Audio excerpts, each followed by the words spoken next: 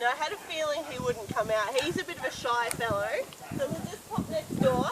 And if these girls are going to be really antisocial, then I'll call them back up. So she is fully grown. There is another one in here somewhere, so do feel free to mention if she comes up behind me. Or for a really good YouTube video, don't tell me. No, they're very misunderstood creatures. I mean, you can see she's only interested in the food, not my flesh at this point.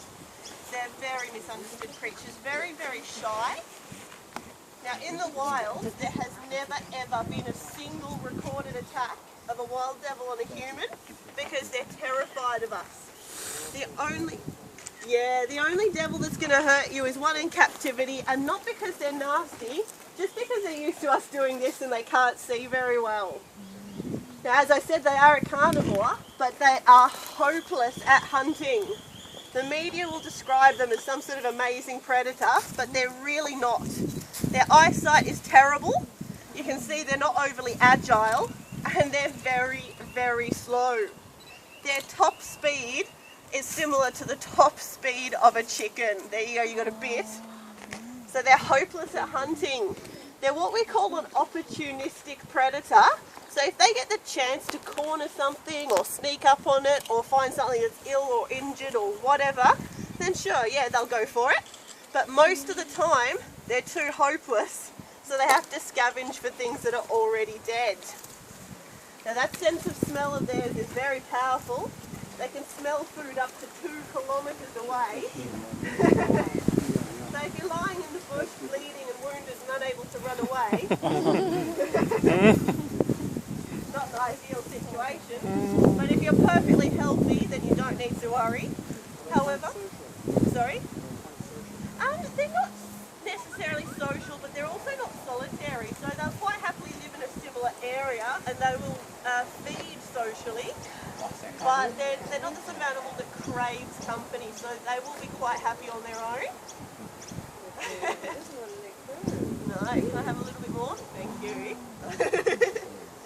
Now these guys, they're so misunderstood and their reputation is terrible, which is really unfortunate because they are incredibly endangered. In the last 20 years, about 85% of the population in the wild has been wiped out, and that is due to a type of cancer.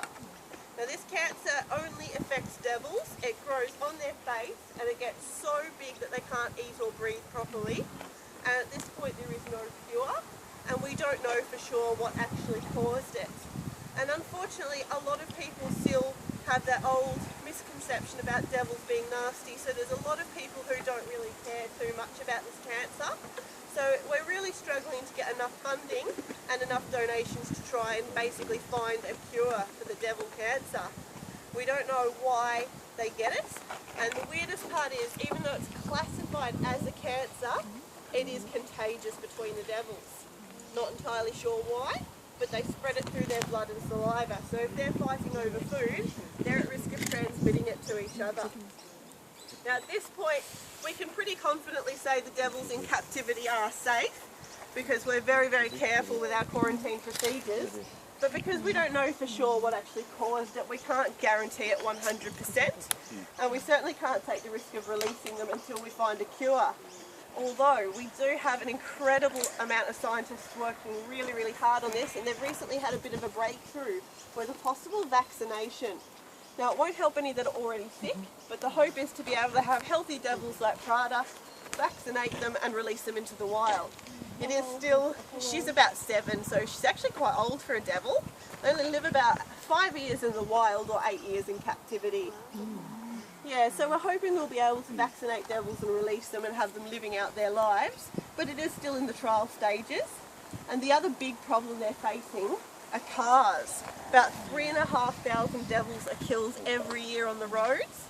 They are mainly nocturnal, and that black and white pattern, that is so hard to see when they're sitting in the middle of the road because, of course, being a scavenger, roadkill is a perfect meal for them. So a lot of animals are killed in areas where there's lots of windy roads with thick bush on the side, not many street lights, and that's the perfect opportunity for them to hang out there as well, wait for roadkill, but then of course you come around a corner and you can't see that until the last minute. So it's a really, really heartbreaking thing, especially as these are, another of them are filled with the pouch, but they can have up to 4 babies inside that pouch at a time.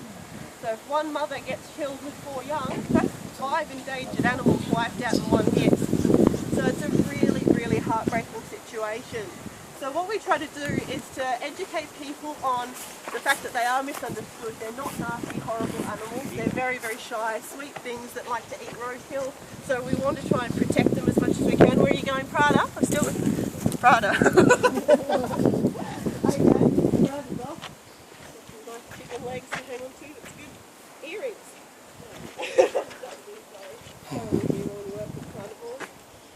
Now with the devils, the other big problem is trying to get people to, if you hit an animal in the wild in Australia, really important, if it's safe to do so, pull over, have a look at that animal, it could still be alive. Every state in Australia has a 24-hour wildlife rescue. We're the ones for Tassie. It could have a Joey in the pouch, so you can still have a look. Again, we